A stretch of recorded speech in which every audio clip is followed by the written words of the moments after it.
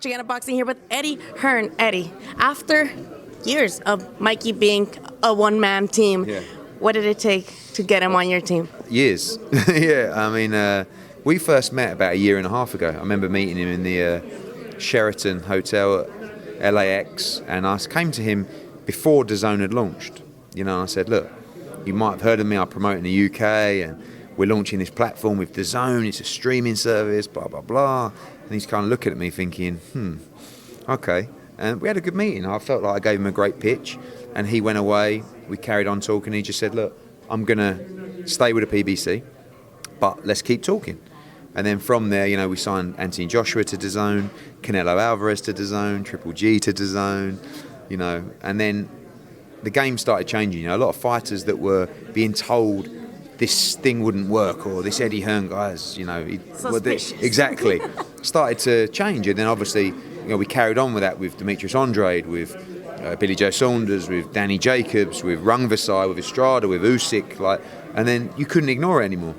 Then of course he got the Errol Spence fight. This was probably going to happen before the Errol Spence fight, but he got offered the Errol Spence fight. It was a massive opportunity for him. He took that fight, and then from there we've continued talking. And you know, Jessie Vargas was one of the first guys that jumped ship to us, you know, from the PBC, come off a draw with Adrian Broner. And when I was talking to Mikey, this was the fight that I felt was the perfect fight. You know, of course, you got, you know, the Mexican history there. It feels a little bit, you know, Barrera, Morales, 4-division champ, 2-division champ. I thought it was perfect, but we couldn't get it over the line. And here we are, a year and a half on. We're making it happen, February 29th in Dallas. We want to thank Jerry Jones for making a play for this fight, and we look forward to a massive event. Yeah, now Jessie, he's coming off a tremendous win against La Zorrita Soto, and Mikey's coming off kind of what we expected more out of him. Do you think that's going to play a role in this fight? I think it's a fascinating fight because I think on paper the reaction is, oh, Mikey Garcia is a big favourite.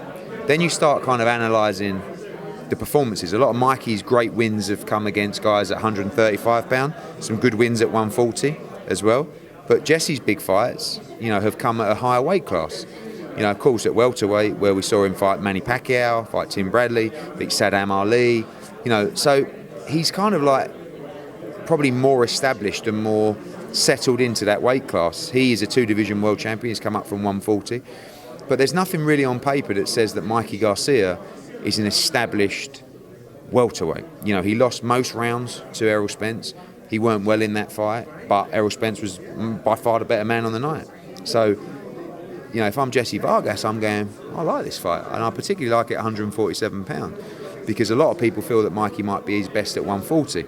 But Mikey is just about the big fights, the big money, the big occasion. And to be quite honest with you, they are at 147 pounds. Like at 140, who can he fight? He can fight Josh Taylor. Great fight. Not a mega fight. His brother actually hinted at that. I'm not sure if you saw the tweet. No. Reed just posted something like, oh, I want the winner of Ramirez versus Postel. And he's kind of like, oh, how about Mikey now that he's on the zone? Now, this is a one-fight deal. Do you think you can make this happen into more fights? Since Mikey split with Top Rank, he's always done a one-fight deal, fight by fight with PBC.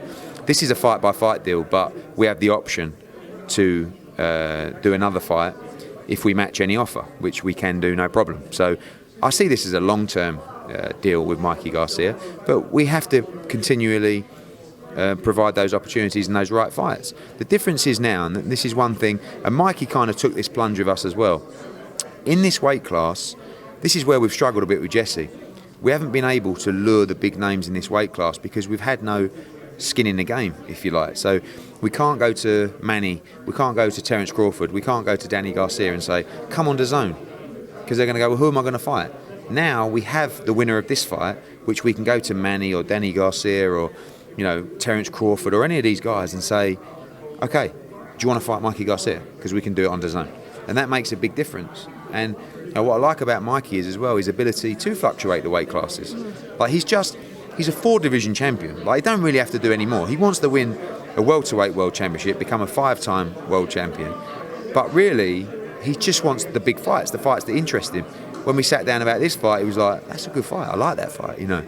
That's going to be a war. Let's do it. And that's really what you get with Mikey. He's never dodged anyone. You know, he's been an amazing fighter, and he feels like he has a lot left to give.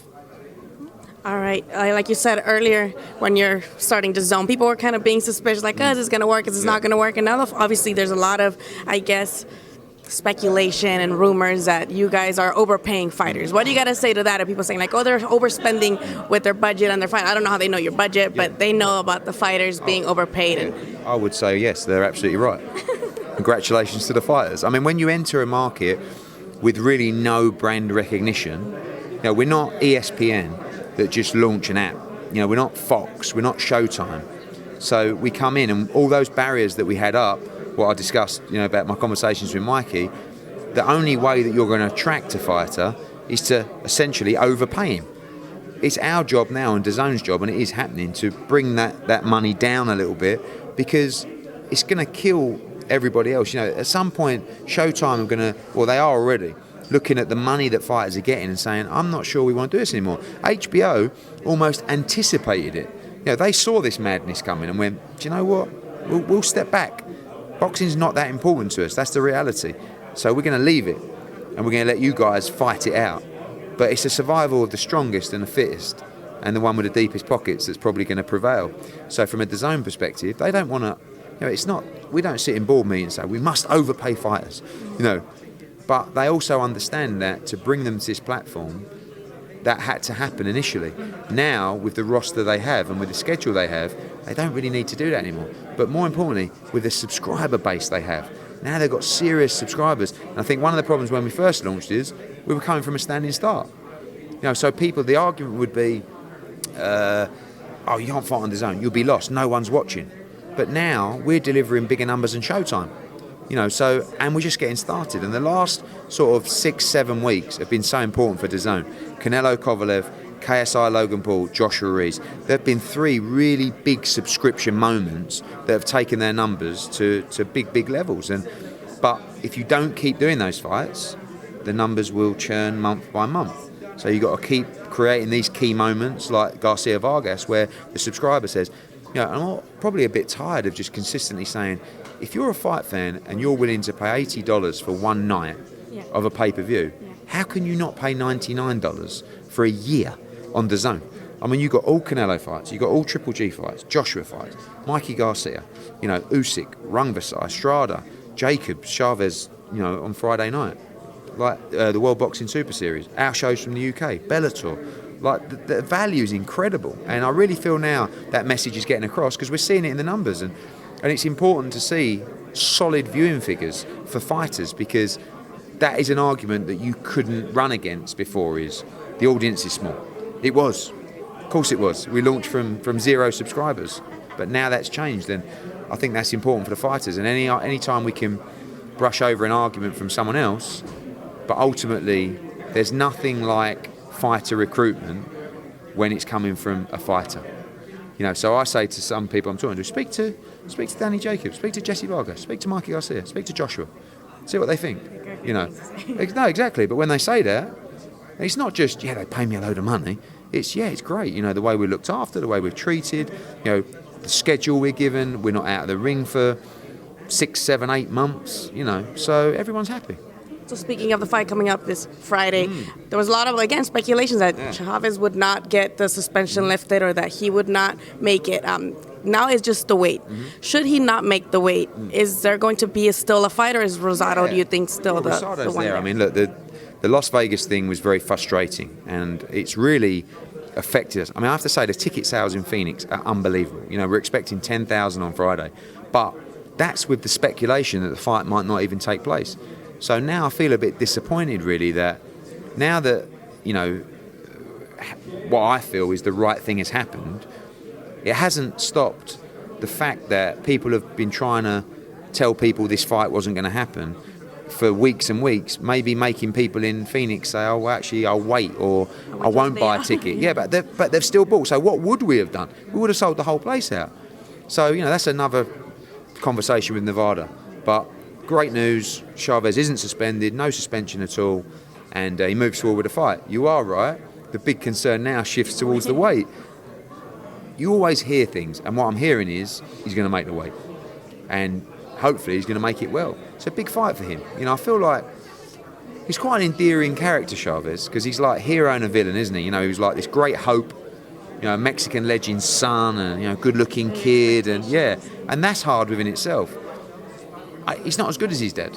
It's like that's fact. No, exactly. So really, but look at the guys he's boxed. He's boxed top-level guys: Canelo, now Daniel Jacobs, Sergio Martinez. So, but I think for Chavez, this fight's kind of like a redemption fight, and it's not even necessarily just about winning. Like if he wins, if he beats Jacobs, he becomes the biggest star, one of the biggest stars in boxing.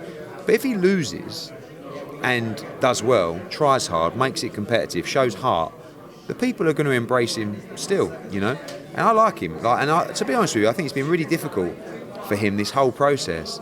Like he's probably been going and training some days, not knowing whether this fight's happening or not. But he stayed in the gym, he stayed disciplined. I think he deserves the credit for that, and I think it's going to be a great fight. Lastly, Eddie, the Zone was great 2019. What's coming 2020 on the Zone? I'm waiting for Estrada versus Jafar. What's happening going on? Estrada's hurt his hand. He was supposed to fight on January the 30th. He's now going to be ready in April or something like that. So we'll 100% make that fight. For us, really, it's about now making bigger fights. Those fights where some of the guys that we've signed, and I think this applies to Demetrius Andre. He's ready for that fight. We've made a big offer to Charlo to try and make that unification fight. They both need each other. They're both good fighters. Both looking for that. But no one's queuing up to fight Demetrius Andre. But no one's queuing up to fight Demetrius Andre. He's a really good fighter, and he gets criticised for his resume. But the top guys look at Demetrius and go. Now, do you think that's because of a style, or do you think that's because he's quote-unquote boring or quote-unquote it won't get views? It's because of his style, it's because of how good he is. And we can't say anymore, he doesn't sell, what does he do? Because we just sold 8,000 in Providence. Like, the atmosphere was off the hook. So that argument's gone as well. But he's very good, and he's very difficult to beat. And if I was a fighter, I probably wouldn't want to fight Demetrius Andre either. But we've got to build him to a level, and there's a case of overpaying people, like you say, to get Demetrius in that fight. When we sign fighters, I won't let him down. Jessie Vargas is a good example. He's paid his dues. He boxed Delorme. He boxed Humberto Sota. But he's been waiting for that big fight, that opportunity. He's been patient, and now it's been delivered to him. And we will deliver the big fights for Demetrius as well. Thank you so much, Eddie, for your time. Thank you. Cheers.